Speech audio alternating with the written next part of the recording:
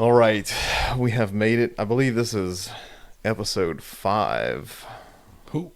Oh yeah, we have episode 5 now of the SBG podcast, and today we welcome the infamous Mr.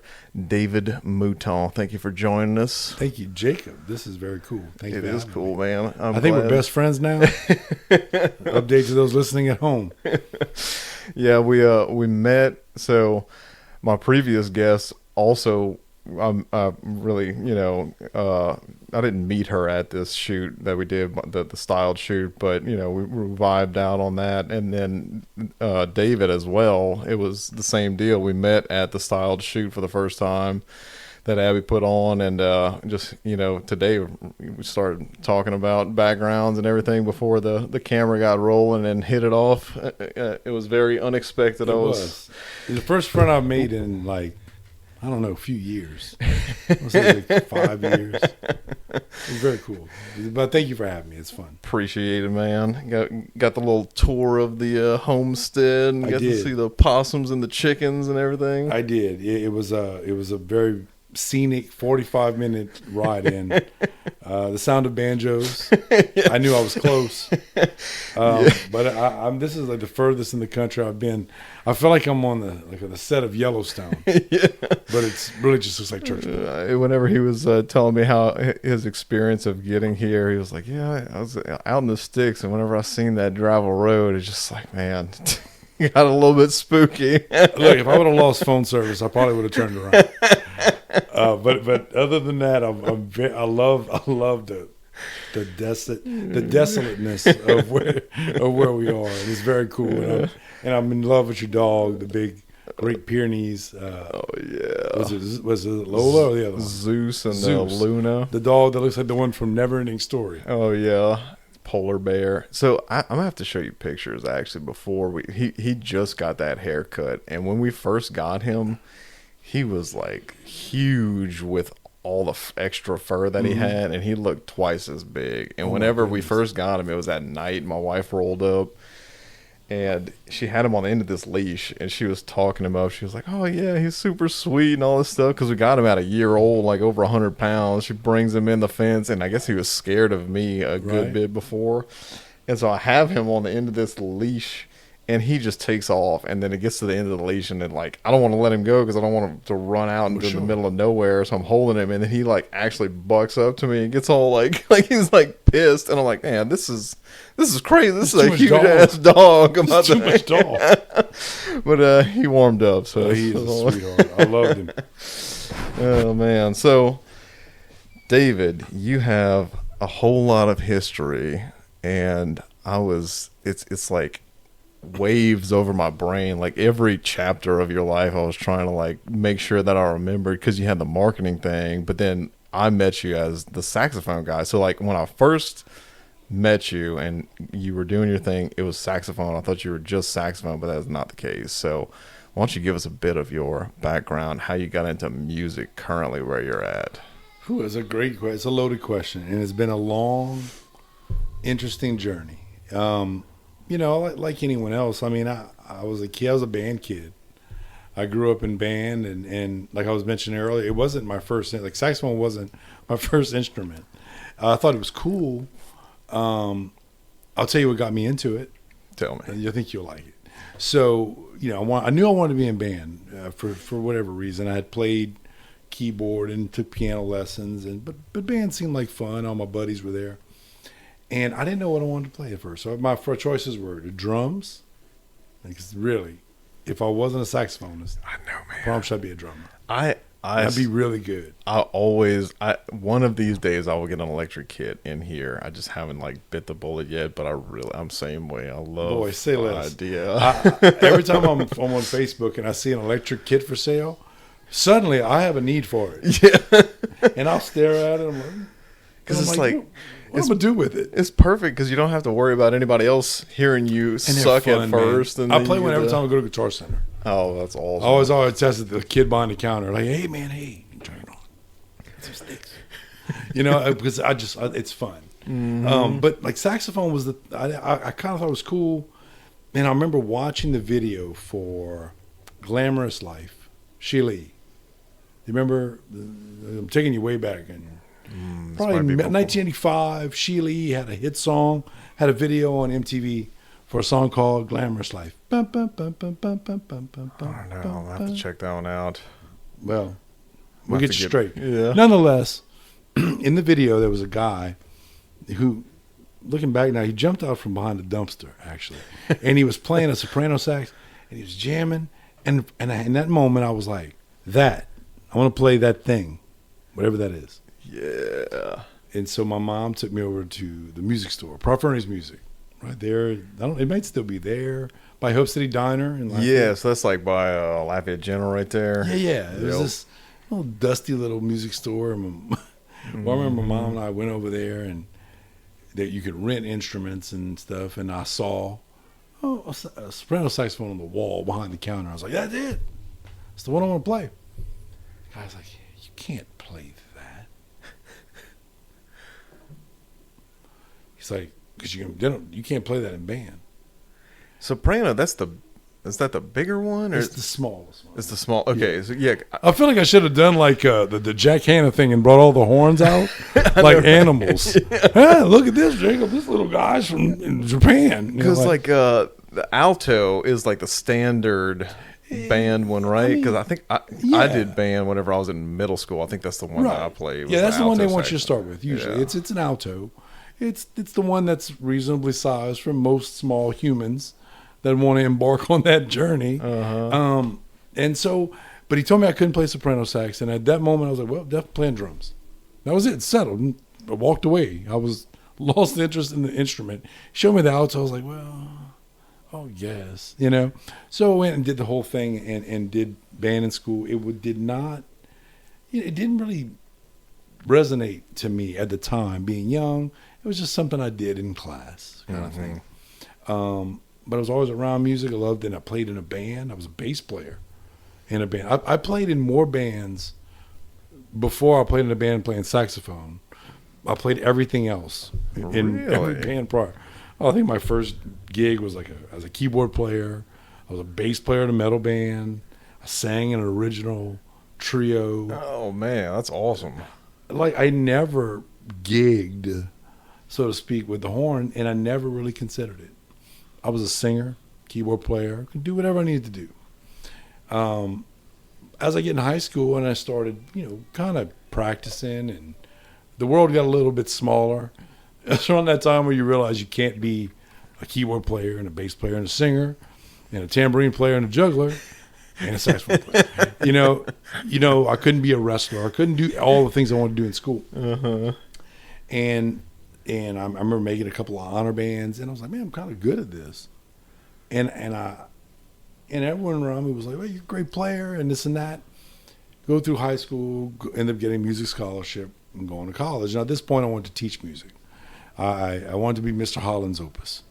I really did. But no, I really wanted to be a rock star, though. Oh, yeah.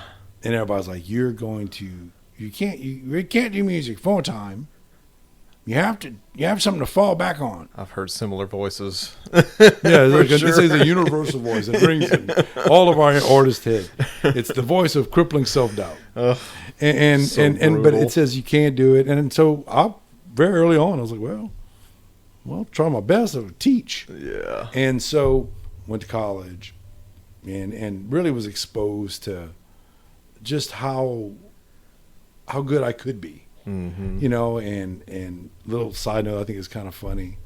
So I didn't go into college. Like, people say saxophone, they think of the guy from the Muppet Show, the cool guy with the sunglasses and the sun. Yeah. And he's cool. Or the Lost Boys. Or the Lost Boys. These guys are definitely the representation of cool people who play saxophone. But then, for the common folk, everyone else, it's not the coolest instrument in the world. And I was actually studied classical saxophone, which I look back on now, a valuable experience. And if I look back on the number of orchestra phone calls I've received to play one of the over 3,000 works for classical saxophone, if I add them all together, it's 0. Oh, right. So if that's what would have been my career choice as a classical saxophonist, I would have had to probably move myself across the world. Gee, I thought that was about to go in a different direction. I thought you were about to be bombarded with them. No, but that's where a lot of my training and it came from. And my professor at the time was Bill Hawkeapple. I think he's at University of Louisiana Lafayette still today. I love him to death.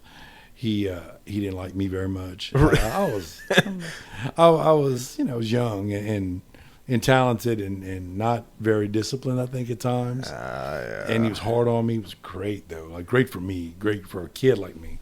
He could see the potential. He just wanted to make sure you keep it reined in. Oh, yeah. I'll tell you a very funny story that one of my... I'd like to share this. Go for it. And I'm going to send it to him one day. Hey, Doc. Yeah, give him a shout out. Right. Hey, Bill. But one of the funniest stories I originally studied with another professor who was very jazz friendly, and that was a great exposure to the jazz idiom, and I was fascinated by it. I thought it was fun. And but I decided to set my sights on being a very good classical player, study with Bill. And I remember one of my very first lessons, and it was a ton of material I had to perform for him that day, half of which I had never seen, and half I may have practiced in the minutes before that day, And he walked in, and he says, "I don't know anything." I wish I could do his voice better, but he's like, the truth is, I don't know anything about teaching saxophone. I really don't. Everything I learned about teaching saxophone came from the great Fred Hemke, saxophone guy, his instructor. And he said, Fred Hemke, he during my lessons, he'd take this newspaper, rolls up the newspaper, and he'd just sit there, and you just play whatever you got to play. Thinking to myself, that's a cool lesson. No, he said, but hold on. You do realize that if you make a mistake, I'm going to hit you. There's the caveat. With this newspaper. Yeah. And he goes, we're going to do that for the next couple of years. And if you do what you're supposed to do, and I keep hitting you with this newspaper, you probably win a concerto competition one day. And I was like, wow. Needless to say, there was a lot of newspaper beating over the next few years. But he really instilled a certain ethic in me, or approach to the instrument. And I love the skills and the technique that I developed. So on a serious note, like on the horn, I look back now, the advantage that is when I see players that didn't have the advantage of going to a music school and study with not only one but two world-renowned professors in the instrument. And so their struggles, and I see it when I travel with other players. And they got some amazingly talented players. Don't get me wrong. I don't care if they went to music school or if they found it in their uncle's garage. There's some guys just have the gift. They have the gift. But nonetheless, the way we interpret the horn is so different. And so I think I like sharing that information. Just recently, I was very technically sound on the instrument. And I had a friend that could play horn actually backwards. Played saxophone, the right hand on top. Which really? Is no. It's like southpaw of he was saxophone. Great. No one does it. It's not like a Jimi Hendrix, oh my God, that's cool. This is like, what's wrong with him? Oh, he just learned it that way. Oh, yeah. It wasn't like a gimmick thing. It was just something he picked up not knowing. And he learned to adapt, and he could play his ass off. And is it technically incorrect? Absolutely. Am I going to change his playing? But there's little things that having formal training will make these problems that other players have a little easier. So anyway, I go to school, whatever, and then obviously got married and had to get a real job. Right, yeah. Real job. And which I went to teaching, and in hindsight, it's a labor of love. And so I was doing that.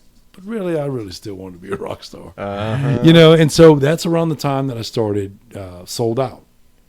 And that's your current thing that you got going on. It's the current thing. It's like the thing. It's the flagship. So Sold Out is a band, or is it like an umbrella that houses all of your musical endeavors?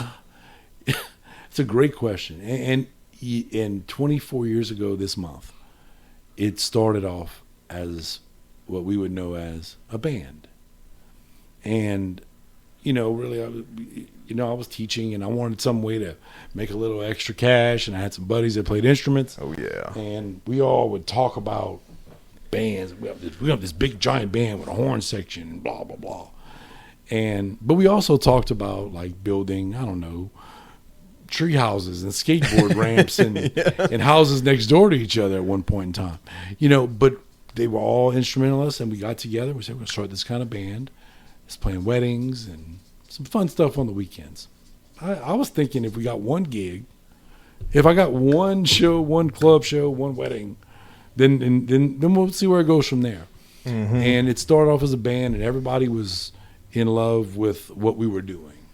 And that is something that, to this very day, I refuse to relinquish. That's great. Because that's the foundation of it. Because in this music world, in the music business, it's not all for one for all the time. I was reading an article the other day, and I read a lot of industry things, and it was saying that the age of the band is dead. Oh, wow. There are no bands, folks. What? No, and if you look around, if you look at music charts and you look at trends, there aren't a whole lot of bands. It's a lot of artists. Yeah, you're right. And that how that has influenced the musician pool, kind of has influenced the evolution of, say, Sold Out. Started out as a band, and obviously as time goes on, people went on, had kids.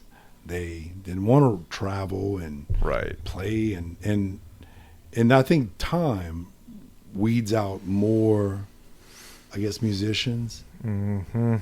than any conscious decision anybody can make. Oh, for sure. It's really like a journey. You got to just keep going, and so over the years the model has changed. Like Sold Out was musicians, and then some of those you kind of fall into categories. And I don't mean it's derogatory, because I love and know some amazing musicians and good friends that do it, but they're the weekend warrior guys. Mm-hmm. They have the day job.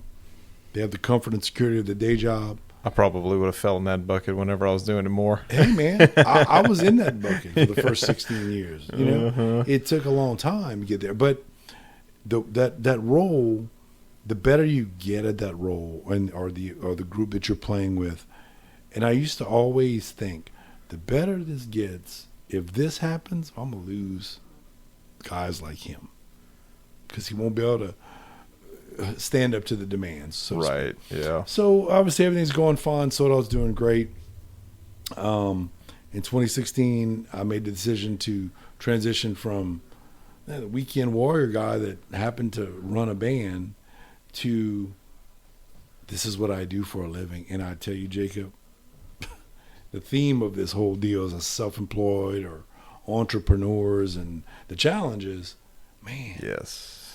I knew what it felt like to be somewhat self-employed. I had a background in sales and commission-based, so I kind of knew with that world how scary it could be. Very volatile. Yeah. But let me tell you, it was nothing that it was an education that I would not change, because it taught me early on about the ebb and flow of being self-employed and what it means and what it doesn't mean. And when it became what I did for a living, the way I approached it, the way I saw things changed. I was no longer that kid sax player that just, I like going and play. I like performing, and I do. I like seeing my friends, and I like doing what it is that we're working for all these number of years. Mm-hmm. To more of, okay, guys, it's real now. I've been talking all this shit for, and so we, and that kind of changed the transition from what we would, I guess, describe as a band, but more to a brand. Right. Yep. And the 20th anniversary of what would be our 20th year anniversary of Sold Out, it fell in 2020 in March. What else happened in March? Well, the world stopped. Yep. And so, that was kind of like the real caveat for me, where I was like, okay, you built this thing. What do we do? 4 years ago, you said you could do this, all you could do. Yeah. What happens now? And there was a lot of uncertainty, and I decided that I was really going to lock myself in a garage, build a home studio, and recorded my record, Juan Soul. It was a collection of covers that I just had wanted to play and create and recreate for years. Do you have a Facebook or anywhere we can locate that music that I can post on here for that? I do. I I'll can post send that you. link. I'll sit. We'll go through it. Excellent. Yeah, Yep. we'll do all that, and I'll make sure you have that. But I did that record. But what I really did, it wasn't about the release or the integrity of my novice production skills. It was about me rededicating myself to the instrument. See, we were talking earlier about like classically trained and a work ethic, and music school is a grind, man. Mm-hmm. It teaches you about the real world, but it teaches you about the real world, and they warn you in music school. It's the warning we get. And they tell you the world's going to be a certain way. If you're a pro, you're the guy that comes in and gets a call, you get it right every time. You're the guy. And that's a lot of pressure. Yes. And when you find out that pressure in the real world is even more intense and the competition even more fierce, so 2020 the world stops. I went in the garage and I played my horn, and I practiced probably more than I ever did in my undergrad. Damn. And with a renewed sense of, you ever say if I knew what I knew now and went back in time kind of thing? Oh, yeah. So I sat in that sweaty, sometimes garage, lonely, while my entertainment company, which is built on entertaining people, is currently on, I don't know, Standby hiatus, mode, yeah. pause. and though we found some creative ways to work through it, I really became, I kind of made up for the lost time. Because all those years we were gigging and playing and having fun, yeah, we were having fun. I was developing skills as a player, but I don't think I was really getting better. You like refined yourself at that point. Yeah, I kind of honed my own knife. That's awesome. So to speak. And I was glad.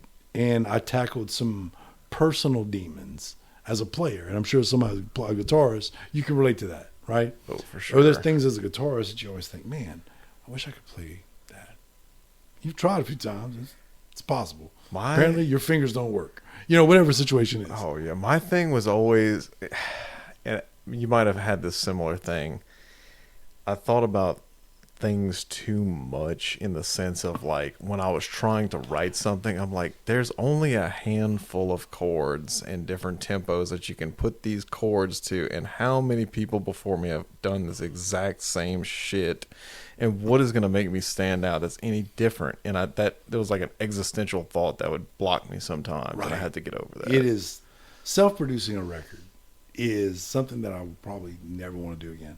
It was gratifying, don't get me wrong. I loved, and I'm proud of the work I did. I really am. I listen to it, comes on every now and again, and I'm like, oh, I don't remember it sounding that good, because your ears become There's a real thing in the industry. It's called ear fatigue. Yes. And I had never experienced or understood that until I started doing that solo record. And it's like you can't tell if it's good or not anymore at all. It's like, no, you hate everything. You start hallucinating, or like you can't hear where like the bass, is it too loud? Is it right where it needs to be? Is it like, Well, I tell you, you know what? I'm glad you brought that up, and I'm going to give you a special tip, a production tip from me on this one. I want you to try this next time you do this. So a friend of mine told me this trick, and he was a very talented mastering engineer.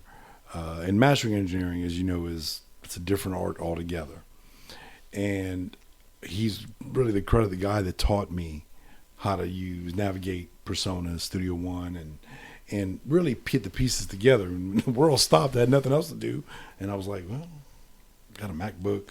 Perfect learning opportunity. Yeah, let's put these things he's talked about for years on end and practice. And he told me a great tip. He said, when you do a mix down, before you even get into the mastering process, and I used to do this a lot. So you have a tune, track you've been working on, you're probably on your, I don't know, say it's called your second and third mix down. the first one you can listen to without throwing up. And you take it and you dump it, and then you go in your car and you crack the window and you put the music as loud as possible. If you can hear the bass still, and let me tell you, that cracked window has exposed to me some fatal mixing flaws, EQ issues. It's great that you said that, because that was whenever I was a couple guests ago, Justin Doan that I had on here, that was one of the things that he would talk about is like the car test. So that's right. There's the car test, and then the saxophone players out there listening, there's the reed test. But there's something called the wall test. If you have a reed that you just not having trouble with, and you've tried everything, you go to a nearby wall and you just smash it on the wall. And really? If it passes the wall test, then you're probably not dealing with a reed. Is it like if it sticks to the wall, or like no? That's the break. It's just a thin piece of wood, and the joke is that, hey, this reed kind of sucks. Well, have you given it the wall test?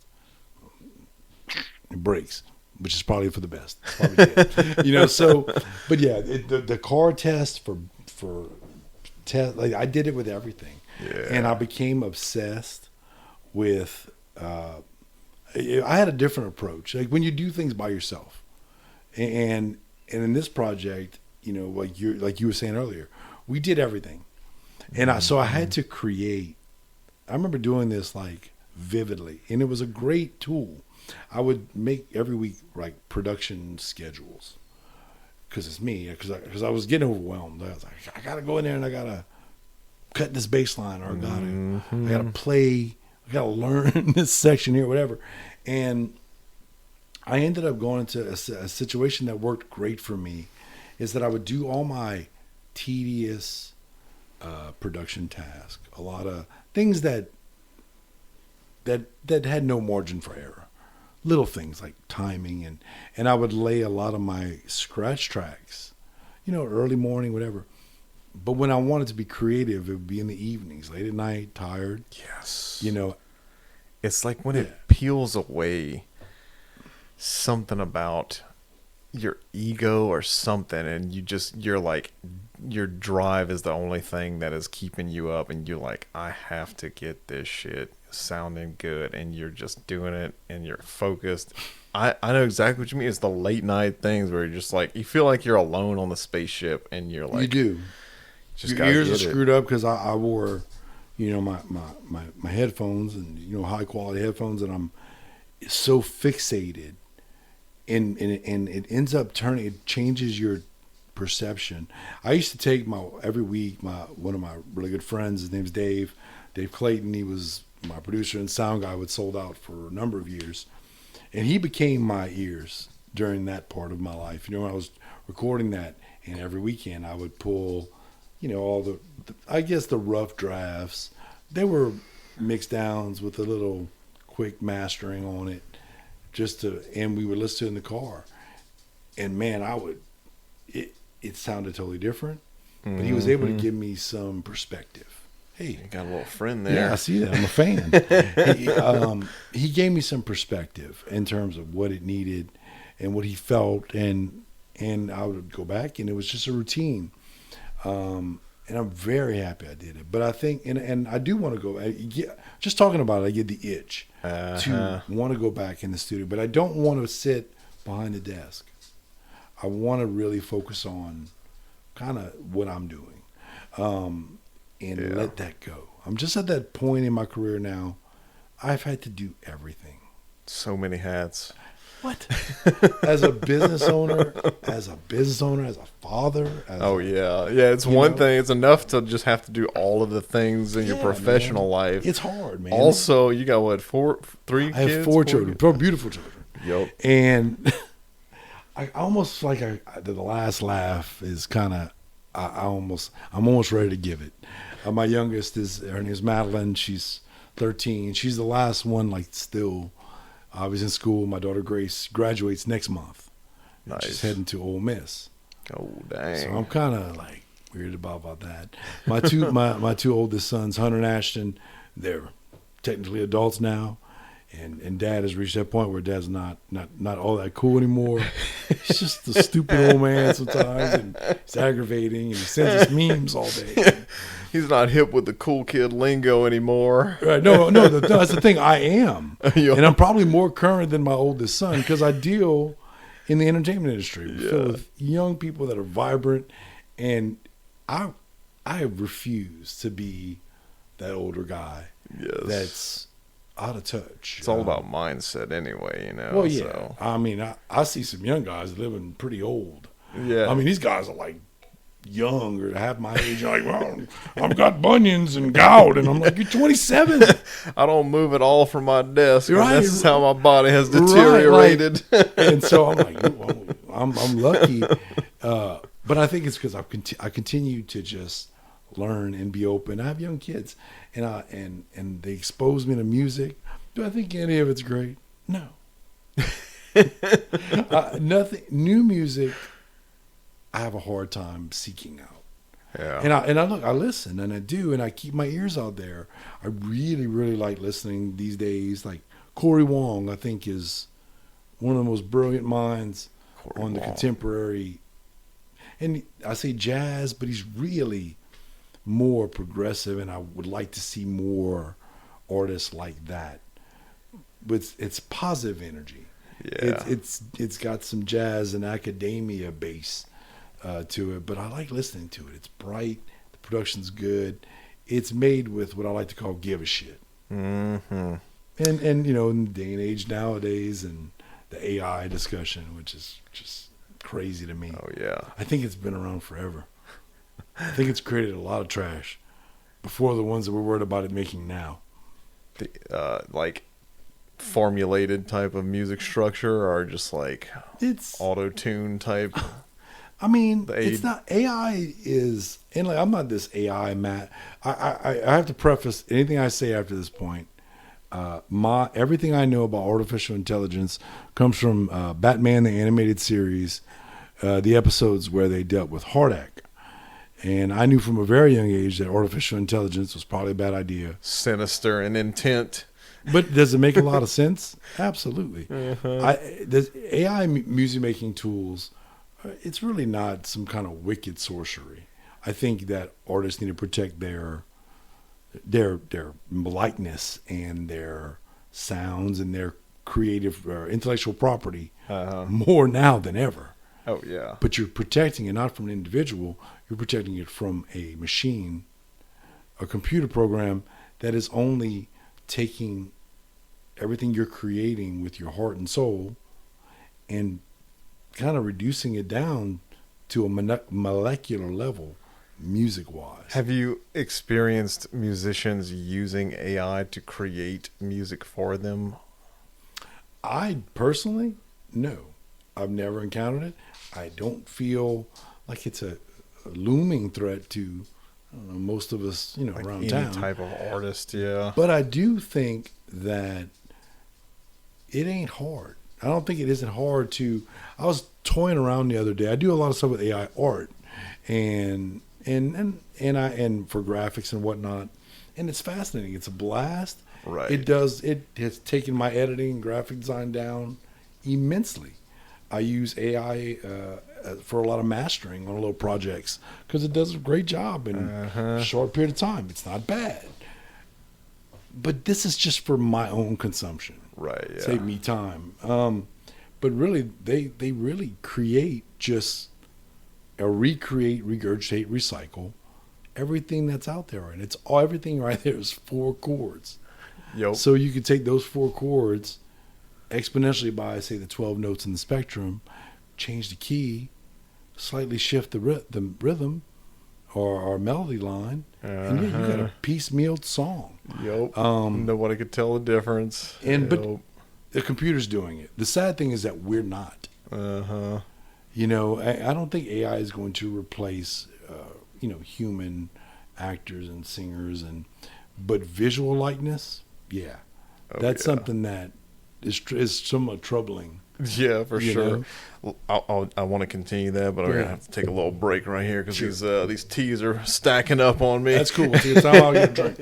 I should get a water too. I am about that because I had the same idea and I've had actually people in the comments section where they were like, you should do like a bachelor style cooking episode, and I think a GoPro in the kitchen would be pretty Invite me badass for that one. I want to come into that one. I talk a lot about lately. There's a lot of excitement with the entertainment industry and like being self-employed, and you're a video game guy, and people sometimes go, "Oh, what a cool." That's just weird, man.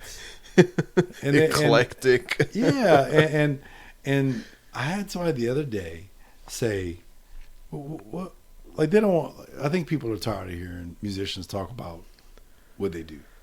I really do. I think people that no one ever asks a musician, "What you doing, man?" Because they know for years they've screwed up and said things like, "Hey, you still doing that music thing, man?" Nothing else about your life that I want to know about. Right, just the music thing. Yeah, I still do the musics, or you still doing them? You still playing them little gigs? Played the Fillmore in New Orleans last week. Oh, where that's at? Never mind. But because things are exciting, projects we're working on, we like talking about them. But we've learned in mixed company that not everybody cares. And somebody said, "Well, what do you do besides like I don't know music and Sold Out and all the little weird things they experience, all these things that they see on the social media stream of me of what I do, and what are your hobbies?" I'm like, when you take away all those things, I'm boring. I kind of like cooking. I dig cooking. Cooking's fun. What? I love television. I love reading. What is one of your preferred dishes that you're cooking these days? For me? Yeah, man. So like if I want a specialty dish, I guess like a dish that I like. Yeah, So like your go-to. to keep it, I got to do a lot of things. But if we're talking about Louisiana flair, Yeah. I'm By a the way, Mouton. this is the cooking segment. Oh, this is a cooking show. Chef Dave. I've embraced the fact that I always end up hitting the cooking segment during my podcast. So this is just going to end up being a thing that happens every episode. So this is the cooking segment. So I take a great deal of pride in a lot of my dishes, and I think I might make probably one of the best gumbos. Oh, Everybody says that, right? I have something to share. You're the best? Oh no, I'm not the best, but I do have things to share about a gumbo because I can cook mean gumbo as well. We get to have some gumbo talk. Let me hear about yours. Well, so I'm not going to get into how I make it. I think I have a picture of gumbo in my mind, and I've had a lot of great gumbos. I've had a lot of terrible gumbos too. I'm gonna ask you the pivotal question actually first. Do you make your own roux? Absolutely. Oh, he's the chosen one. I think if someone says no, then they're disqualified from whatever it is that I'm going to. I'm disqualified. I buy that Savoy's roux. And really, making a roux is such a. It's really people avoid it. They're scared of it. Don't be afraid of it. I had a chef tell me the difference between a chef and a home chef is that a trained chef in the kitchen, a culinary expertise, if you will, they will let things cook a little longer, and they'll push the boundaries a little more. And people get scared. Like a cooking tip from Chef Dave, right? I find that when people make a roux, they get so scared from their grandma and their mama. Don't burn scare it. them to death the whole life. You gotta burn the roux. Well, calm down. It's you get the roux to the. I find a lot of people get to this point where they get scared. It gets really dark, and they get skittish, and they stop. And when they add all the stock and they continue the gumbo, it ends up being like this light brown color, and they really want it to be darker, and they always say the same thing. Well, I was afraid that I was going to burn the roux. Mm-hmm.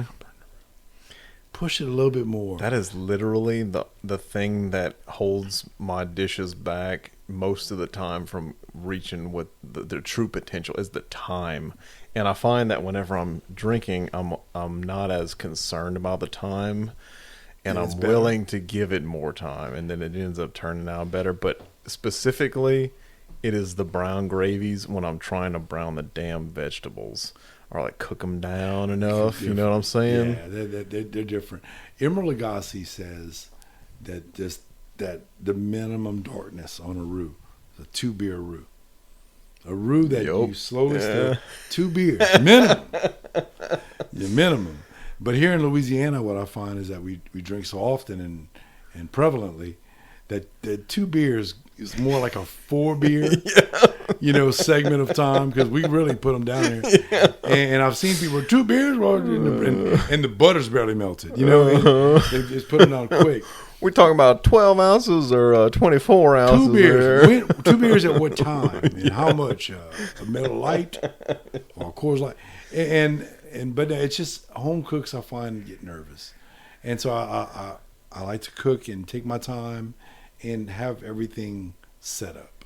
Do you find that there is actually a big difference in the flavor of a self-made roux rather than a store-bought roux? Like, is it noticeable? I can taste it. Yeah. I notice it. It doesn't always particularly bother me. I had a very terrible experience with jar roux. Really? Several years ago, I was invited over to dinner at a family member's house. Oh. They're not watching. And I remember being slightly horrified, and because the thing with jar roux, and I've never personally used it, but I've seen people mess with it, and I understand the concept, how it works. And it has to come. Think about any roux or any thickening agent. It will not reach its full thickening power until it has reached a boil, right? And that roux has dispersed. Well, a lot of people that would jar roux, they don't bring the water to a boil, and that roux doesn't dissipate, don't stir it enough. It's some kind of weird phenomenon they do. And I remember sitting at the table when they served it, and I swear it was like this yellowish water. Oh no! With this large brown segment of grease and floating amongst this yellow water. That's like the probably hour or two before the gumbo is complete stage. It tasted like that the stock was added or whatever, and it didn't come to a boil. Therefore, and so it just kind of and it was gooey and it was gross. Did you like bite into a hunk of roux thinking it was a piece of meat I kept anything? taking just the roux and put it on my napkin. and like wrapping it up and hoping the dog would come by. Damn. But it was too also bad. For the viewer that is probably maybe not from Louisiana, roux is whenever you like cook down flour and oil to like a browned state, and then you add it to a gumbo, which is like a real thick soup, I would say, if you're a northerner. It binds it. It's the binder for all these magnificent. But I love my gumbo. I make some really good, a rich, tasty gumbo, chicken or sausage, seafood. I like in the wintertime. Yeah. Now this time of year, I don't crave gumbo at all, and I hate it. You're not willing to drop $500 on a good seafood gumbo? Really? I have. They are expensive. I cooked for a Christmas party for my band a few years ago. And we were talking about maybe 25, 30 people coming over. Oh, that's a lick. Yep. That was easily, back then, this is a few years ago, that gumbo today probably would cost about $1,000. Yeah, and that is not an exaggeration. Because it's like multiple packs, like multiple pounds of crab claws, crab meat, oysters. Like, there's a lot that goes into a seafood gumbo. I have a question to ask you, Jacob. Hit me with it. Crawfish in a gumbo. Appropriate? It could work. It could work, but I've just never seen that before. I'm partial to shrimp in a gumbo. Shrimp is a necessary. Shrimp is one of these characters in the gumbo show that you expect to see. Right. And look, a lot of people do it. I don't believe crawfish belongs in a gumbo, and I don't like it when I see it. I've never seen it actually. Now that you mention it, I can name a place in Lafayette that does crawfish in their seafood gumbo. and I have a problem with it strictly because of the vernacular seafood. Your principles are just like No, in question about it. I have a hard time forgetting that crawfish don't float in the sea. They float in the dirt, and they eat dead things, and they're scavengers. Yeah. They have their own dish. It's called étouffée. Uh-huh. And boil them. That's the best way to do it. Make sure they're clean. Uh-huh. So I had this question a couple times in my podcast, but now knowing what you know about how hard it is to peel crawfish versus the meat content you get from, are you on team crawfish, or if you're to get, say you can go pick up something from a place, and want to eat something one night, are you on team boiled shrimp? I love team boiled shrimp. Yeah. So my fiance and I, hi Susie, my fiance, I'm guessing you get married in 2 weeks. Nice, congrats, man. Yeah. Thank you. So, but one of the her favorite dishes that we like to do at home is, and it's simple. Do this on an easy night. You pick up a couple pounds of shrimp, fresh shrimp from a good seafood monger. Yes. And we'll do this, usually every week when it's warm. We'll go buy a couple pounds of shrimp, boil it at home, set it up. I got to throw, necessities are quality smoked sausage, Uh-huh. corn on the cob. Oh, yeah. And that's my thing. And do that, and a little lemon. No potatoes, though? Yeah. We'll throw some potatoes in there too. We'll do that. That's standard. Uh-huh. I like mushrooms in my boils, but the issue with crawfish is different for me, and I love boiled crawfish, and I've eaten it from a few places, and it's generally ranges from fair to good.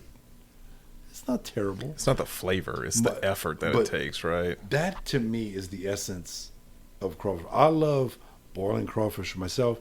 Do my own boil. My son and I that's what we do. Uh-huh. We get together. He's trying to perfect the perfect crawfish boil recipe. The problem I have with his pursuit is that the one he's trying to improve is the one I gave him, and I'm like, it's as good as it's ever going to be. You're trying to outpace the master that gave you the knowledge. He's doing what most young men in the kitchen do. He believes that. He hasn't realized it yet, and he won't admit it. But that in the true sense of culinary and that whole spirit, there's a certain less is more. And I think he always thinks, I'll add this, or novice people use a gazillion ingredients in something. And really, the challenge is to not use as many ingredients. And the secret to anything is quality ingredients. You can make the best whatever it is if your quality of your protein, whatever you're using, if you're using canned shrimp, for instance, yes, in a shrimp stew, which is one of my signature dishes. Shrimp stew, I really love making it. Nice. It has to be fresh shrimp. It can't be frozen shrimp. Yeah, makes all the difference in the world. It is a night and day difference. And we live in an area very rich with like great food and access. And I'm almost disappointed how little we take advantage of it. It's like people who are in the know and have a preference will immediately be able to sniff that shit out if they stumble upon. Yeah, if you use Manda sausage instead of your local smoked sausage and the shit. It makes a difference. I've had, I don't know. I believe I will source out if I'm in the mood for a particular dish. Shrimp stew, for instance. Like I said, I want fresh shrimp. I used to live in Morgan City. I used to go to the docks and buy fresh shrimp, which was really high caliber. Damn. Put every dish I made over the top. I was in Wisconsin. Like good size? Oh, nice size shrimp.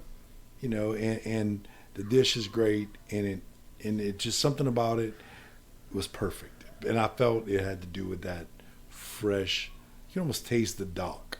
Yeah. But I was in Wisconsin a few years ago, and I had some friends that asked me to make some Cajun food. I'm up in Wisconsin, after feeding me brats for a week, and they, hey man, we want some, you want to make some Cajun food, eh? Yeah, sure. I'll go, and I ran to whatever grocery store they have, and I couldn't find fresh shrimp. You're in Waukesha, Wisconsin. Of course, they're not gonna have fresh shrimp. Uh-huh. So I ended up buying some frozen, what they call tiger shrimp. Basically prawns, pretty big, frozen, and they were huge. And I was thinking, well, I mean, I'll make it work. It's just shrimp. I didn't realize that tiger shrimp is not really like just shrimp. It is like tough. Really? What? So I'm messing with it, and yeah, we pulled off, and it made a nice flavor. It's like lobster mixed with shrimp or something. Kind of had that rubbery, and it wasn't overcooked. It was just a very firm. That's crazy. Rock, sort of like a rock lobster. I imagine what a rock lobster would taste. That's what these tiger shrimp, very almost lobster-like texture. Damn, that's crazy. And they loved it, but I was weirded out by the tiger shrimp. It's weird. But yeah, I do enjoy cooking, man. Both my boys love cooking, and I'm glad that they took a liking for that. I think Louisiana is really cool because it's cool to be a man who can cook. Right? That is the big difference I hear, that like most people that come around here that are not from here are like, man, the men cook a lot around here? That's like different than normal, right? Yeah, there are men that they don't cook all the time, but when they're summoned to cook, it is like an event. Right, yeah. That's whenever it turns into like a party. Oh, yeah. Like, the drinks start busting out. It's like that becomes the central focus. Yeah, I'm such a control freak. I never could do that. I never could just wait for an optimum moment, right? I know some families, it's like mom cooks every night, and then the subject, chicken stew or something, comes up. Oh, your daddy makes. Right, yeah. Oh, he suddenly.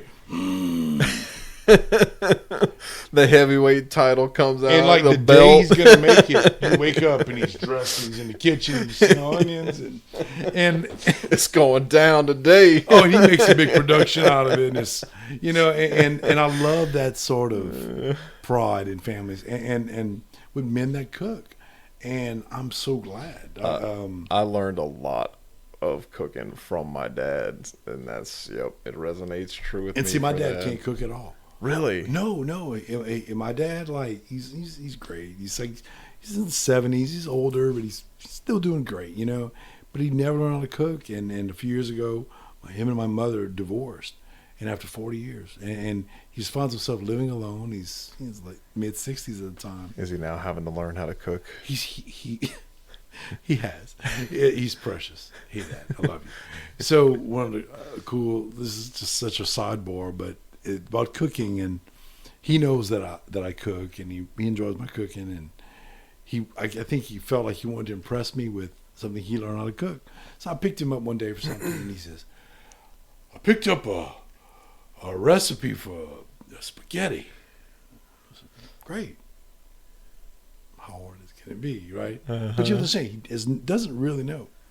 And he used it with a recipe he saw on the side of a jar of salsa. And I was like, great. And he put that, and he was telling me how to make it, and I was like, well, he likes it. But, he didn't teach me. My love for cooking didn't come from anywhere other than being a latchkey kid growing up. It was an organic thing. Well, no, it was more like I was a kid. I came home after school.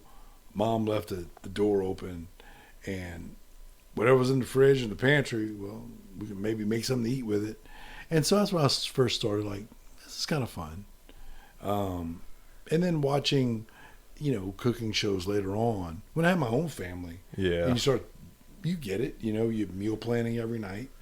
When I had kids, like, there was none of this 7 o'clock and these little kids like, what do you want to eat tonight, guys? No, like, it really helps because these little monsters want to eat. Oh yeah, and then it's like cost effective versus anything else. Oh, if one time I could feed, like, I knew my family, I was like, what can I feed everybody for like $10 a head? Oh yeah, $10 a head meal. Bust out the hamburger helper. Dude, Mondays was red beans and rice. Crock pot dinner. Nice. Tuesdays, chili dogs. This is my routine with my kids. And then Wednesday night was usually that night where we're too tired to cook and had shit going on, so we picked up something quick, like a pizza or something.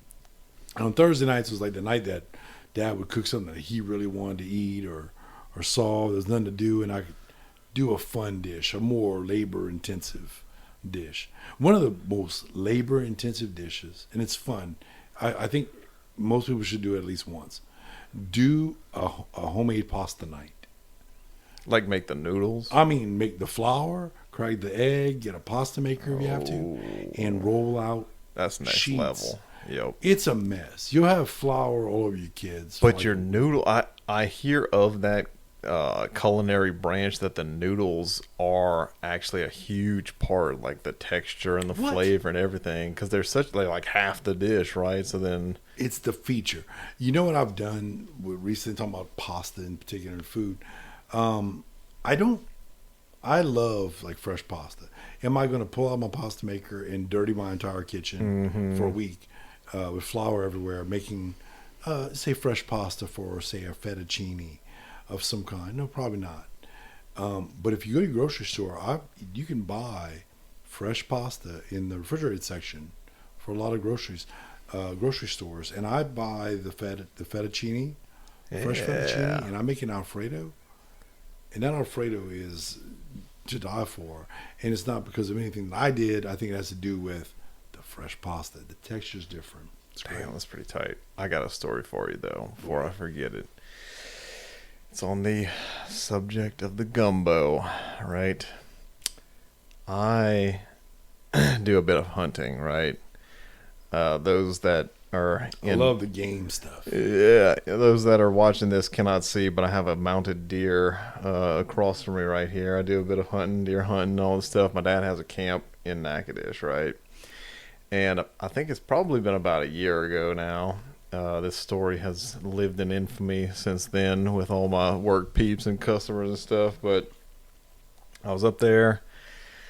I'd struck out at my house deer hunting, and I'd struck out at my dad's. I'd shot one, but we never found it. And I was like, man, shit, not a great feeling going up there. You spend time, you're trying to get some meat to bring back for your family. Sure. I was like, oh, shit, bummed out.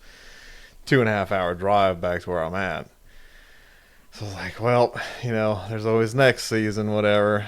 So I'm driving back, and it's like backcountry roads in Natchitoches, North Louisiana. And I'm driving back, and, I'm on one of these like back highways. It's about 55, 60 I'm doing. And I'm looking out on the road, and I'm seeing there's like something on there. I thought it was like buzzards or something. I was like, what the hell is this? And I'm doing, 55, about 60, something like that. And I'm like, not slowing down. I'm like, this is some damn guineas on the road. And it was like, people that aren't familiar, they're like chickens. The growbacks. Yeah, well, it's guineas. You ever seen those? They're like speckled chickens is basically what it looks like, with them little like red walls. Yeah. Well, no, they're people raise them right alongside of chickens. Yeah. Damn. I'm going to show them to you after this. It's called a guinea or a guinea fowl or something. They got like a little wattle and speckled, but they taste great, right? Really? Just like a chicken. And there was like 20 of them, and somebody on that road right there had been raising them and had a flock of them, but they kind of just do what they want to do. It's hard to really fence them in unless you clip their wings. And there was like 20 or 30 on the road, and I'm doing like 55 miles an hour, and I'm closing in, and I didn't realize it, and I'm not about to slam on the brakes for some damn guineas. I'm like, you know what? Jesus, take the wheel. Whatever's about to happen is going to happen. I did not hit them brakes. And I smoked. I ran into a pile of guineas with my truck, and it was like hitting a bunch of bowling pins with my truck at 55 miles an hour. Oh, yeah. And look, guineas blew up all over my damn windshield. It was crazy. It was like being at the car wash where you have all them shits coming on your car wash and you just can't see anything and you're just along for the ride. It was like that, like clouded my vision. They weren't like exploding, but they were just like everywhere. I was like, shit, all right. Obviously smashed a handful of these things. They belong to somebody right here. So I pull off on the side of the road and I'm looking. There's damn guineas flopping around in the road and shit. And I'm picking them up, and some lady comes out of the house that is parked in the driveway of. And I'm like, look, I just flattened a bunch of y'all's guineas, and I'll pay y'all for them if y'all want me to. If y'all don't feel like cleaning them or anything. Mm-hmm. And she was like, "Look, it's there for my dad. He doesn't feel like cleaning them, so you could just take them." And I was like, "Oh, really?" So I collected 5 guineas for free. That were still somewhat usable. Oh, absolutely. Threw them in the back of my truck, stopped at a local dollar store down the road, got a plastic tote and a bag of ice, threw them all in there, and drove another 2 hours back to my house, skinned them up, threw them in the smoker, smoked them, and put them in the gumbo. Yum. And it was one of the best gumbos I ever had. I would love to try that. I love people that have unique ideas at food and how to do things and I love that's cool. Like smoked meats, very cool. I love people that are into briskets and grill masters, and I love that. I think it's cool. It's not something that I'm real versed in, but if somebody says, "Hey man, we're gonna slap a big old piece of meat, and we want you to come over," I'm coming. If you are interested in that, you should totally check out. On the way out, I'll show you. I have an electric smoker that my stepmom's brother gave to me, but it totally changed my perspective of smoking meat. It is like a sous vide of mixed with a barbecue. You can set the temperature, you put a handful of pellets in there. Yeah. Cooks it, smokes it to the whatever you want. It is awesome. You don't have to, it's hands off. It's the pellet, like a Traeger. It's like a little tray that you put in there, and then you just set the timer. And look, you can throw a handful of $1.50 a pound pork in there, fill them the trays up with that, and then end up with your own tasso or whatever else you want to. And it's cheap and it's very good. I love that. And it's that is cool. I did a brisket. One of my most ambitious grill master, dishes. I love brisket. Oh, and, yeah. And a really good brisket it's just something about it. Uh-huh. And I've been searching, and in my head, I know what that tastes like. And I find myself time and time again, I get disappointed. Usually, every now and again, you run across that's pretty good. But I had this idea to make some. Did a charcoal coals. Nice. Stayed up all night. Oh, damn. Turning. Oh yeah, I did it old school. Full of labor. And cooked it all night on this charcoal pit. Kind of gave it a natural smoke. Mm-hmm. Overnight, and to this day, it was one of the best briskets that I had ever tasted. And I'm not saying because it was mine. I used a Bobby Flay recipe and put that time into it. Yeah, and marinate. I mean, I really put a lot of work into it, but that's what it takes. And but then not about everything. Oh yeah. I think today our theme is, since I got here, we started talking. A lot of it has to do with building as you go. Absolutely. And I find that the theme and the thread of what thing we talk about, whether it be cooking or music, I find that it's a lot of more you learn more when you screw up a lot. Oh yeah, the Very growing pains of learning. Mm-hmm. It's a game of getting the mistakes out the way. And I find too that there's that saying that I've been hearing more and more lately of if it pushes you outside of your comfort zone, that is whenever you're going to learn, and that's when you're going to grow. And it's true, man. It's true. You're not going to get it right the first time, but you're going to definitely learn some things. And that second time you do it, it's going to be better. Yeah, you're absolutely right. I think, my comfort, I look at comfort zones different. We all have them, and I have mine. But my comfort zone is doing the things that I know that work.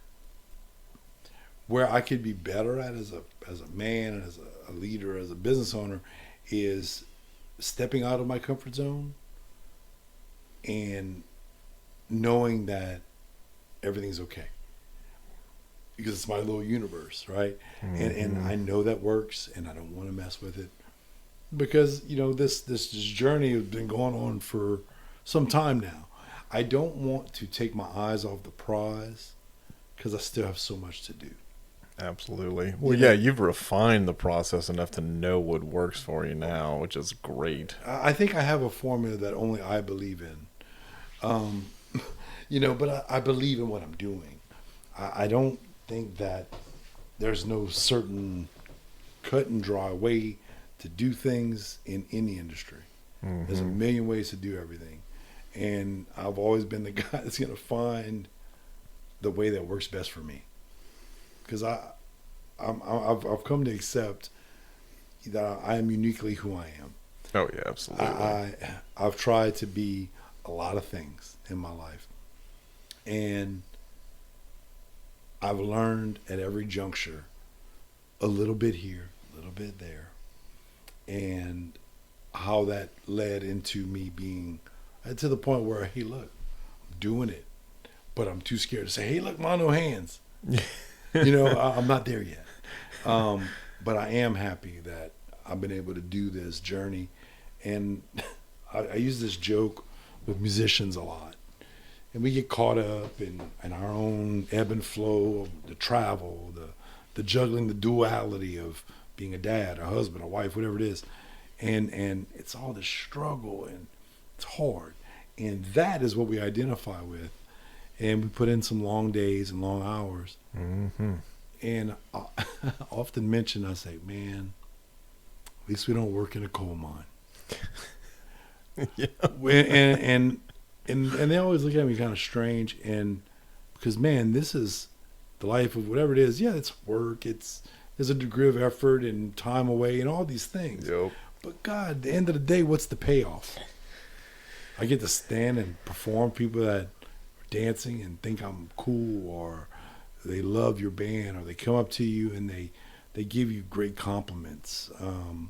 I did an event last week, and I'll be honest with you, on the way, it was for a friend of mine. It was a cocktail event for this very prestigious group of women that are educated and movers and shakers in the community. And as a matter of fact, I'm sitting backstage before I played, and MC's talking about these amazing things that these women do in their communities, and they're started foundations and charities, and I'm sitting there rethinking my life when I played. and as they're talking about the things they did, I'm like,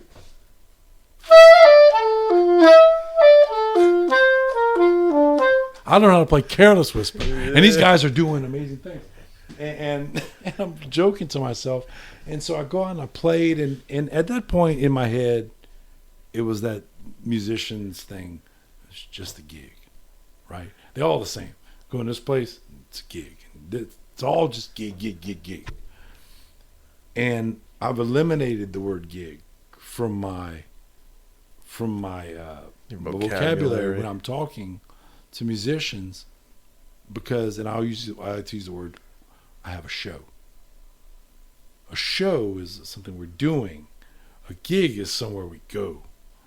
And the level of intensity and thought is behind it. But at this point, I'm there, and it's a cocktail party. It's not super exciting.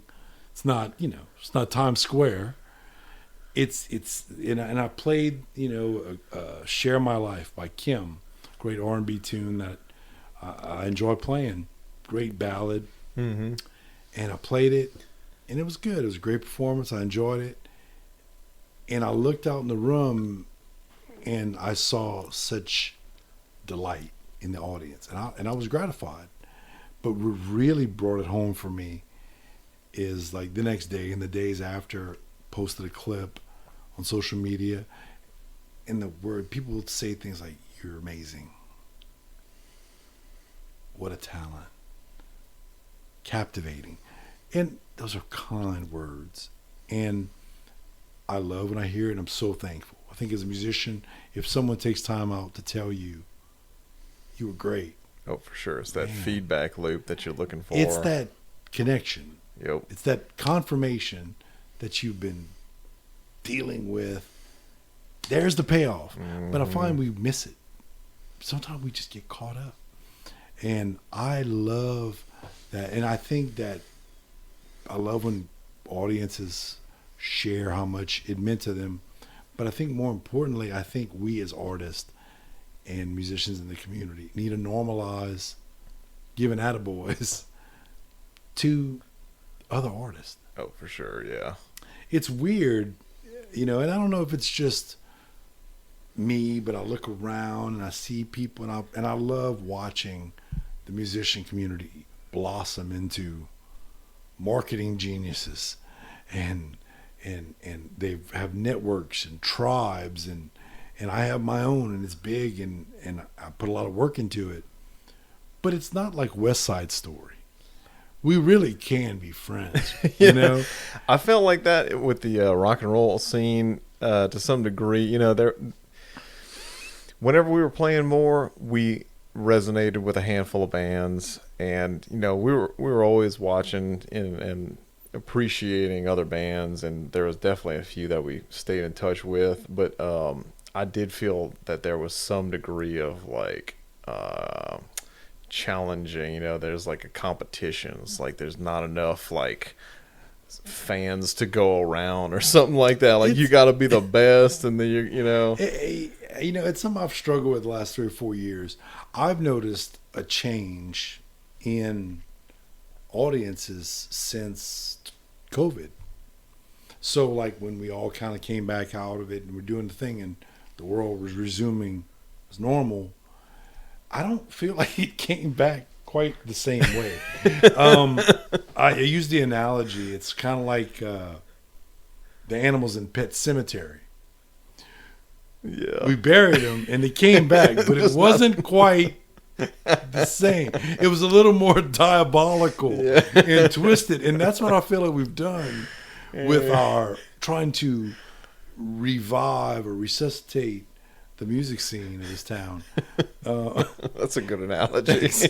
and I do, and that's what but that's what happened. That's the cards we've been dealt. And so I think that those of us in the area, that we really have a lot more voice in what we want.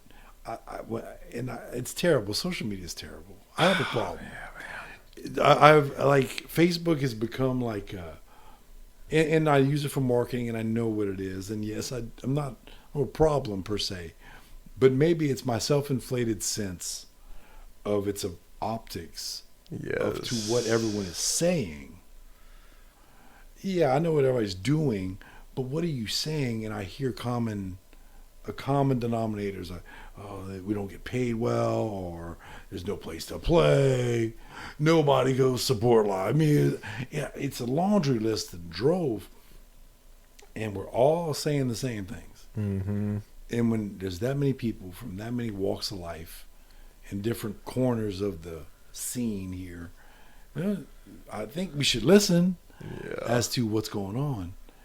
And I think when you look at other places around the country, I have friends that perform and some great stuff all over the country.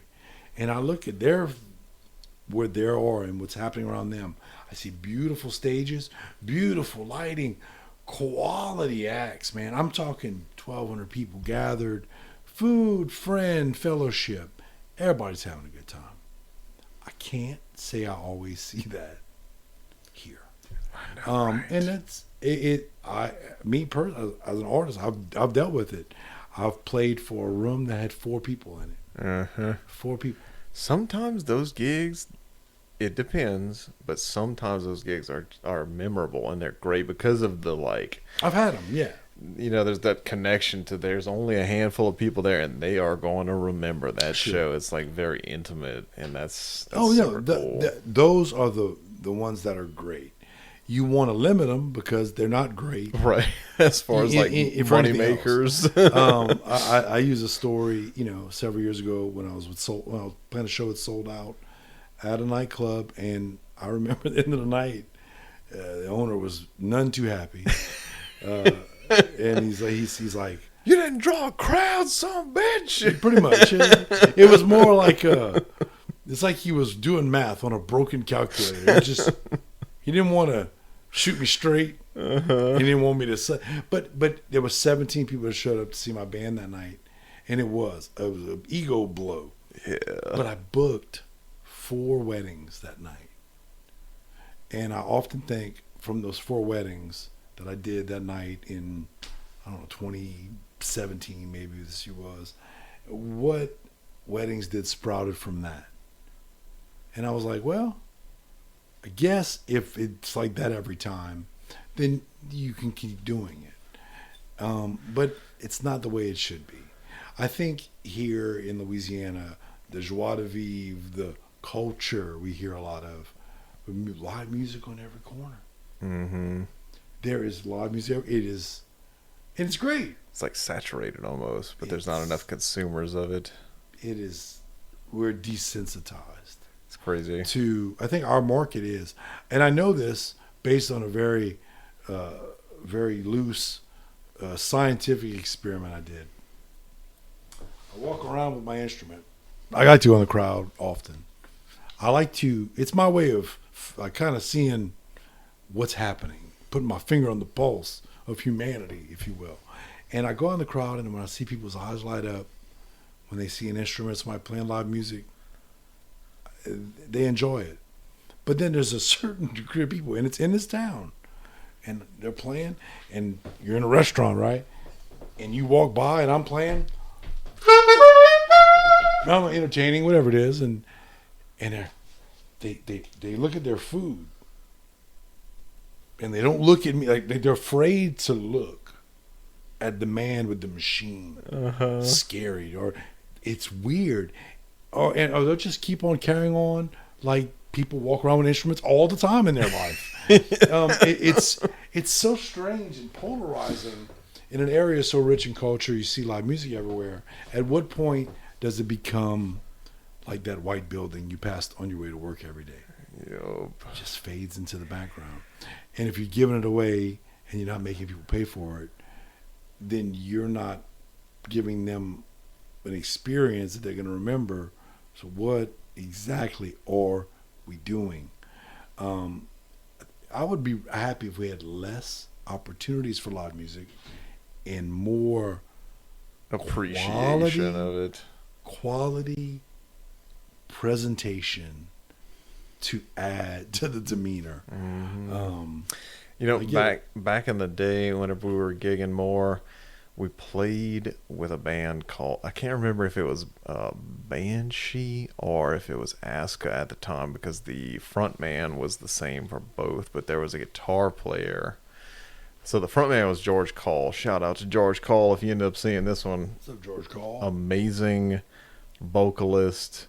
He was the front man for Aska, and this dude, that band, I'll show you them after this, but they were like pretty much like Iron Maiden. Like, this dude hit some of the highest notes I've ever heard clean in real life. It was like Iron Maiden. I was watching it and it was mind blowing. But his guitar player, Chris Minta, I believe is his name. Shout out to you too, Chris, man. Awesome guitarist. But whenever he was, we played, and this is the first night we played with them. I think it was at the Wild Salmon. We played with them over there. And the Wild Salmon was an awesome place, iconic in Lafayette. Lots of great memories there. Sometimes it had a great crowd, sometimes it didn't. But I remember him, Chris, watching our show and then watching the other bands play. And there was a decent amount of people there for what we were used to. But whenever he was from France, and he was a good guitar player over there, and he knew what the music scene was like over there, and he was just like so confused, and he was like, look, like all of this, it's like a night and day difference from how much it's appreciated and how much of a crowd draw it is over there. It's like you would be playing to hundreds of people with the same level of what you're doing right here overseas. That's the difference, and it happens like most nights over there. And that, like, I had suspicions that it was like that up until he said that, and then it confirmed it. And I was just like, man, this is just so crazy. And like, to me, I mean, obviously we all have the internet now in the world, but to me, I thought that it was something to do with the ease of access to music or live shows or anything like that. You know, there's just not an appreciation for the live music these days of like seeing somebody play the shit. You know, I think about it all the time, Jake. I wish I had the answer, and I look at it from a very cynical perspective, and I'm trying to understand, not so that I can accept it, it's so that I can try to find ways to alleviate it. And there was an article, Herman Fuselier, who is a beat writer for the Daily Advertiser and town. He writes a lot of really thought provoking editorials on the state of music and musicians. He's a big supporter, and he made an article recently about, hey, look, you guys claim that we love live music. You love it. It's part of a culture. People speak of it. It's a part of our fabric, whatever. But are we really progressing or going anywhere with this? Because they got some people doing some amazing things in this town. But why are we segmented geographically in this city? People from out of town come to this city and they're like, it's hard to go out and see live music in this town because travel between venues here and there. There's been a discussion of start time, right? I remember doing this 20, 25 years ago, playing at a club. The band started at 10:30 at night. Doors opened at 8 or 8:30. Yes. There was music and lights and people flowing and drinking, and the band started at 10:30. And we took a break at midnight, and we came back and we played till 2. And I remember there was people throughout that entire, evening, and nobody said anything about it. Fast forward 20 years.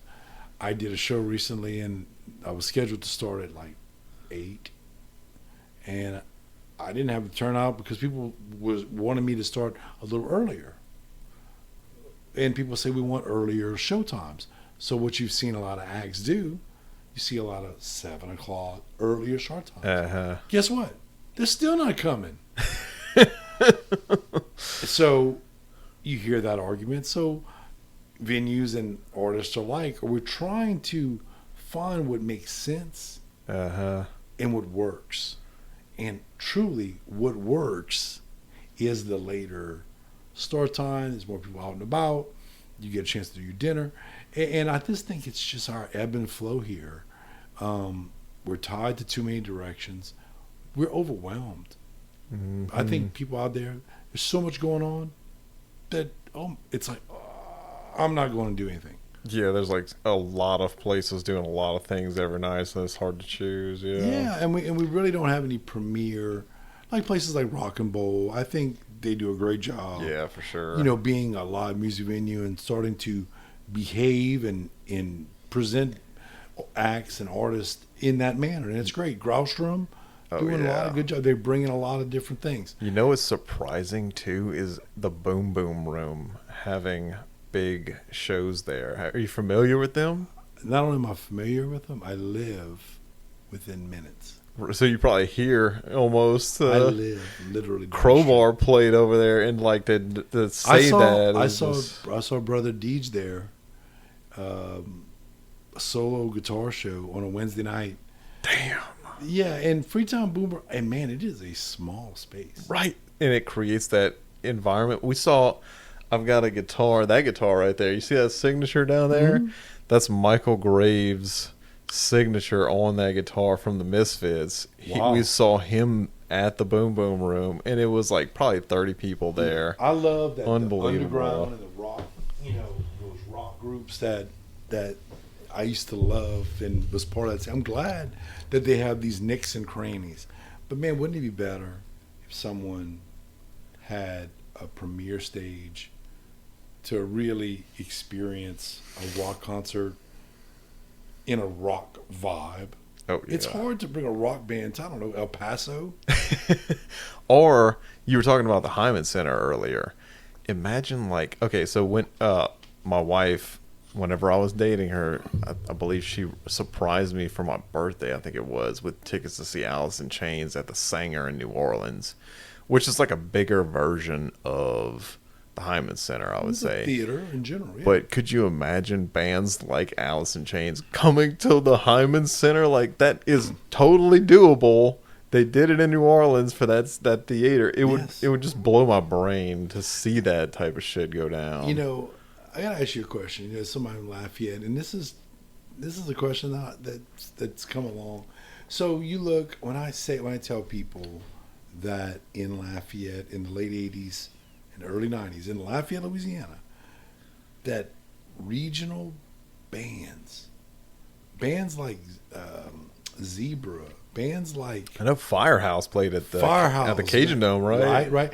Oh wait, hold on. Before Cajun Dome, there were groups that were these little metal groups, indie groups that would play at the Sports Page on Johnson Street. Sports Page. This is a history lesson. In the '80s, there was a venue. It's across from where the movie theater on Johnston is now. Kind of like where Judy Sin is. Yeah, you know that area? They used to be a little close to that Cooley area, that ditch. Yeah. There was a white building. It was called the Sports Page. It was a bar and it was a rock and roll bar, and they had bands in it. And I was in high school, early college. It was packed up. It was not unusual to see a band on like a regional group on a Wednesday or a Thursday, and they had bands every weekend. And it wasn't just your like garage bands local. It might have been your more upper echelon rock bands would get an opening spot for some great band, and bands were regularly passing through there. And they had all this action. Poets, another bar. Yeah, I remember. Poets had bands on Tuesdays and was packing 300 people. Jacob, I don't think I can put 300 people in any location of this town on a Tuesday night. Yeah. Seriously, I don't think it can happen. And I don't know what happened between now and then and how did we get here. Mm-hmm. And I don't think musicians have done anything different. I don't think that, if anything, we've done more for less. I really think that it is actually probably the internet. Like, the internet has given us things at our fingertips, and it is easy to see things now. But personally, I remember before I really had access to the internet, I was like waiting on. I had one of those like boom boxes that you could put a cassette tape in and record on, and I knew when the radio station was going to play their Metallica Power, 3 songs or whatever the hell it was, and I waited next to that shit with the recording in there because I knew one of these days they were going to play Fade to Black, and I loved that song, and I recorded that. So yeah, and like that effort in itself is telling, because that is like you're waiting around to get that. That song that you really enjoy, and it means a lot, and you're going to put that effort. Yeah. I think you're right. I think the internet has given us a whole lot of too many conveniences, things, and I'm trying to remember, how did we know when these things were happening? I didn't have internet until '95.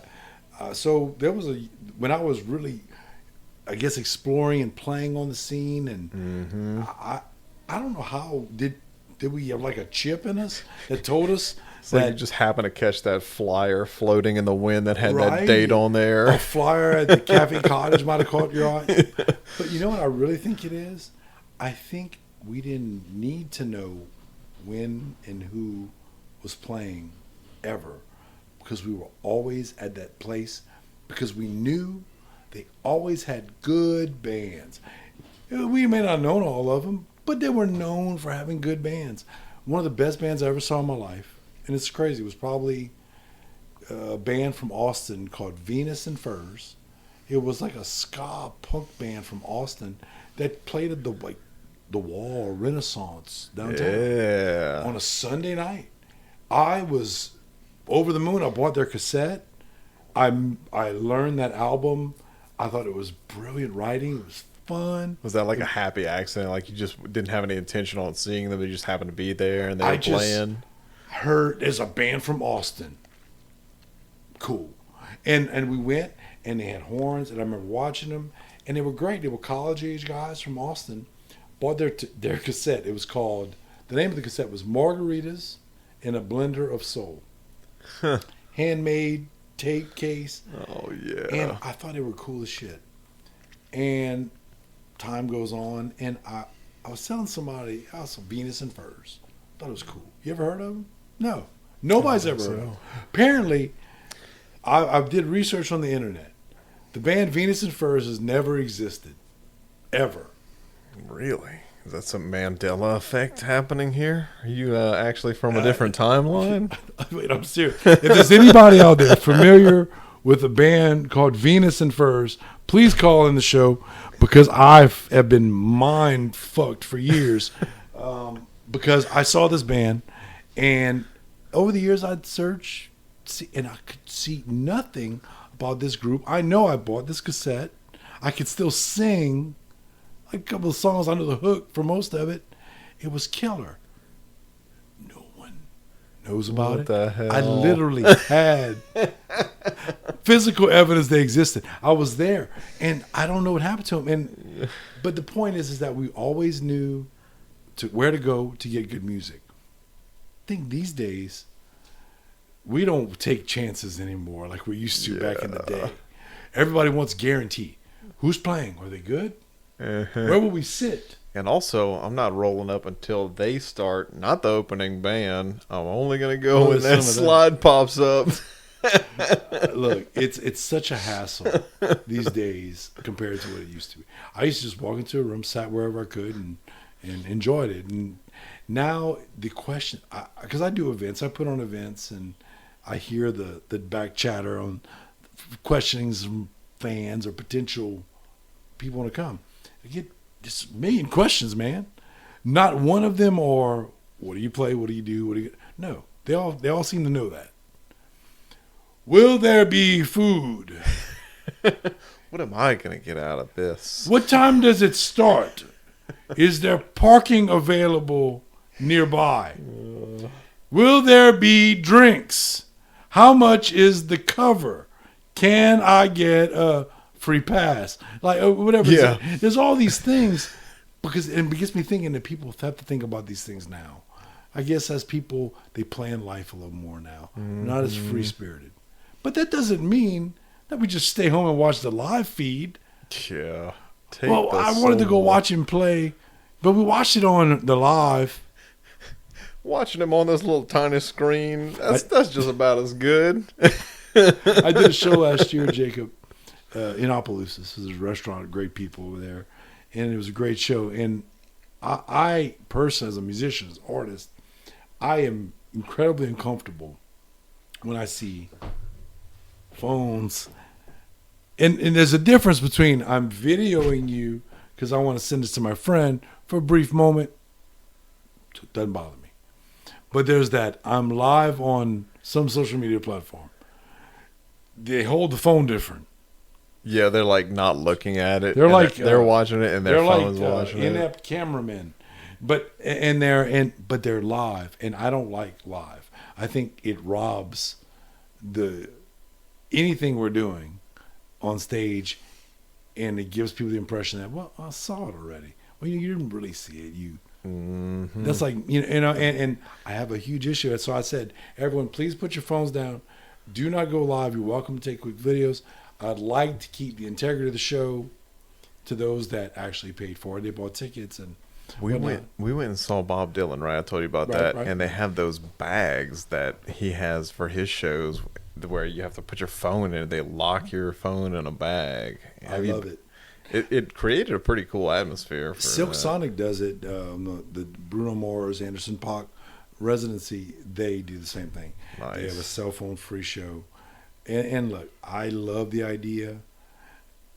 But at the same time, on this level, we're talking about people not knowing about things, I think that the phones could be used in your favor. Mm-hmm. A lot of bands have clever ways to use social media activity to get people out to their shows and whatnot.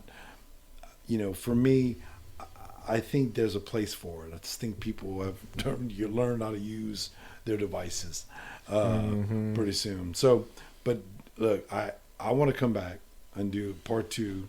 Hell because yeah. we haven't touched on nothing. We didn't cover Bigfoot. Big part of the conversation earlier for sure. We got to hit that one next time. But I do want to leave you with a crazy plug. Hit me if with I it. can. So, and also, if you got any upcoming shows you want I to do. tell That's people what I'm about to do. All right. So, so one of the things that I've been working on lately, with Sold Out, is we talk about the live music scene, and I believe that maybe if people felt that something big was coming, that is on a limited run, that gives a sense of urgency to see the show, maybe that might peak or bring a few people back out into the live music scene. I talked to a number of people, and I do hear this, and it's something along the lines of, we don't go because it's just the same. Mm-hmm. We win, and which tells me, excuse me, which tells me that there's a certain complacency, a disinterest. It's kind of got old, and so they want to shake things up. So I want to try to. We have a lot of Zydeco here, Swamp Pop. There's a million genres. These are classic things but I think people want something different. And in general, they want variety, but they don't want monopolized or forced fed. Mm-hmm. Zydeco runs the roost, right? That's a huge, but their community supports it. Oh yeah, big time, and we can learn from them. So what I've done is tried to take Sold Out, and though what we do is great, but I wanted to challenge my cast, and I said we're going to do the Silk Sonic record start to back, like one to the end. Hell and we threw a yeah. few other musical numbers in there to glue it together, and I'm super duper excited about it, because I think, first of all, my musicians were excited because we listen. This is what we listen to. Yeah. When we're on the way, we like it. I think all of us think it's cool. It takes that 70s sound, updates it, modernizes it. It's clever. It's hip. It's cool, but it feels old school. So we're doing that, and I'm bringing the full cast to Cajun Heartland State Fair on Monday, May 27th at the Cajun Dome. And I'm super excited to bring it to life. It's actually going to be kind of the debut sneak peek of this stage production. It features all four of my premier vocalists. I have my full horn section, the full, musical ensemble. I call it the Funk Orchestra. Yeah. And rather than go to a festival and see another band, fight for the attention span, we want to bring out a full 90-minute straight show, complete with costumes, choreography, and bringing that show that up until now you couldn't see it unless it was on Las Vegas residency. Man, it ended in the March 31st. So I kind of feel like I'm on the cutting edge and bringing it out first. Hell yeah. And I think I have just the right musicians in my group that we're really in. I know tonight my vocalists are having rehearsal tonight in preparation for this show, and we're excited about it. And I'm doing something that I'm taking a risk. Man. I can go out and do the Sold Out show, and I know it'll kill. But if I want to back up the bullshit that I spout so fluently, all right, I want to see if it can be done. A great stage show live. It's going to be interesting as you're talking about it now, and you'll be able to watch this now, but then in a few weeks' time, it'll be after that show has happened, and you'll be able to look back at this conversation. How'd it go? Yeah, and then I think that's going to be super cool. I think it's a challenge. It's the first time I think that I've done something so ambitious. I think that's what within gets the it, Sold man. Out collective. Yep, that's how you strike it. Yes. If you don't do ambitious shit, you can't make that name for yourself. You solidify your position, in people's minds. That's awesome, man. I know, and when I rolled it out to the cast, and we want to eventually bring this on the road later this year, catered more for your, I'd love to bring it to Rock and Bowl, Hell who yeah. doesn't email me back. I've got a few friends that play at Rock and Bowl. We might could get you some Well, inside. I have friends that work at Rock and Bowl. Oh, really? Or at least I thought we were until they didn't email me back. No, and so I'm trying to bring it here, and when I do, I'll make a big deal about it. But I'd love to take this thing out some other places and show, because the tribute thing is kind of in right now. Yes. And it's familiar with people, and then you get to add your own flair to it. Yeah. Well, you're right.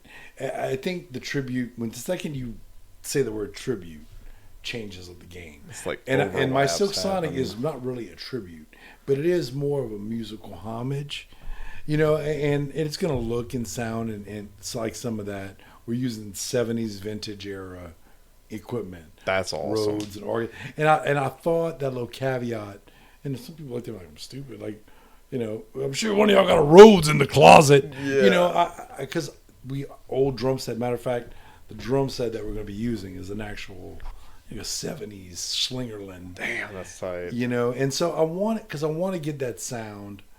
It makes a difference. I'll tell you. Well, here's the thing. I want to see. I'm curious because we're rolling this thing out live on a festival stage, House PA. Those are always kind of iffy.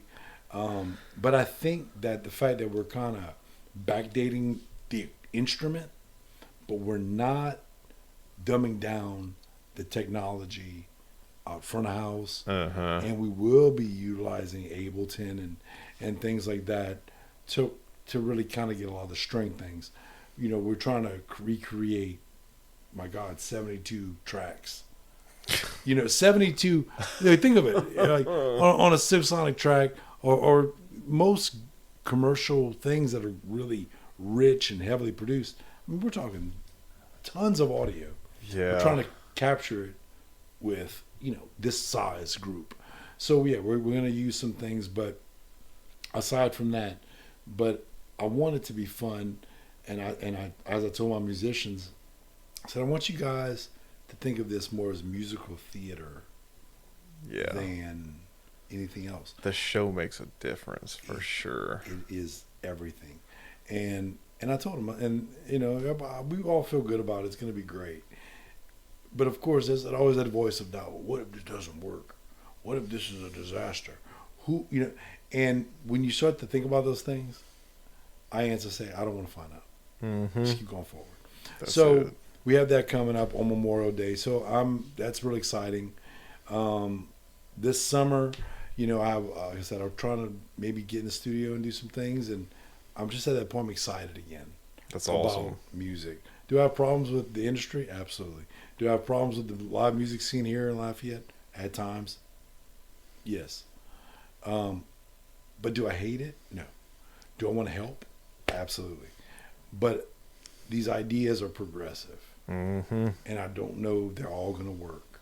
It's the positivity that helps it Yeah. all go I think forward. I think we need to do better to achieve better. Mm-hmm. I think there's a sense of, I don't know, I'm weird. But musicians are strange, and I'm no different. But I think that in this town, we have an opportunity to showcase ourselves, and I fear that we become another Austin. Really? Look, Austin is... In what sense? Here's the difference. People have joked that Lafayette's like little Austin. The difference is that a lot of musicians went to Austin with aspirations of greatness, and they're going to work that local scene and pay the dues, if you will. They are oversaturated with musicians.